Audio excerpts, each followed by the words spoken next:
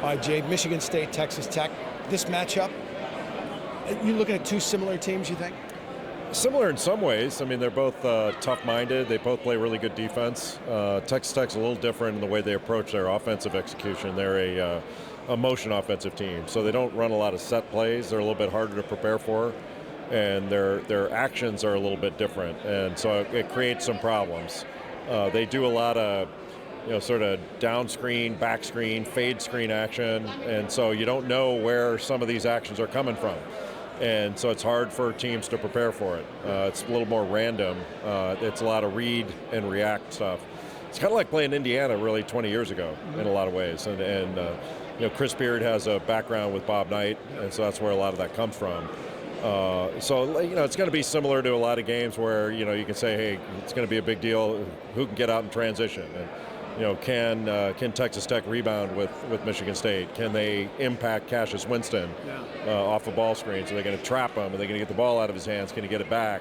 It's going to be a lot of that. So Cassius, you look at the first Michigan State championship, you had Magic. The second one, Mateen. Now it's Cassius. Hard to put him in those kind of categories, but does he become a Michigan State legend if he leads this team to that? Well, anytime you win, you get into that category. If you win a championship. Look, if you win a championship, you're not going to do it with bad players. Right. So the players are really good, and they've been really good consistently at Michigan State under Tom. So I wouldn't be surprised to see this team win it. I don't know where this team ranks among Tom's all-time best teams. He's had some pretty good teams that got beat here or there that were in a year where some of the, 2009, North Carolina was the best team by far. I mean, there's certain years where sometimes there's just somebody a little bit better. But this team is worthy of it, and Cassius is a special player.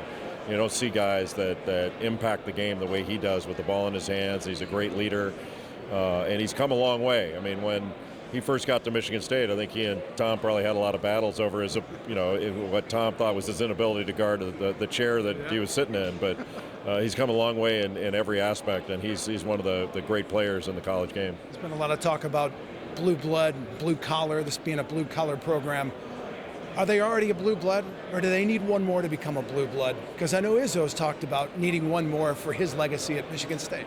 If you're going historically, teams that have done well in the last 20 years, you're not going to put them up with teams that have done it for, like Kentucky's done it for 50 or 60 years, or Duke's done it for 30 or 40 years, something like that.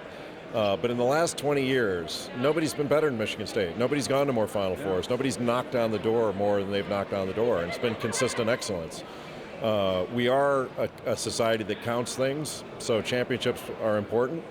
But I think if you're objective in any way, shape, or form, and you look at Michigan State's program, they're on the top shelf of the game. And there are very few programs you would mention before Michigan State over the last 20 years. And very few coaches you would mention before Tom Izzo. He's one of the, I've said this for the last 20 years, he's one of the great coaches in American sport, not just in basketball.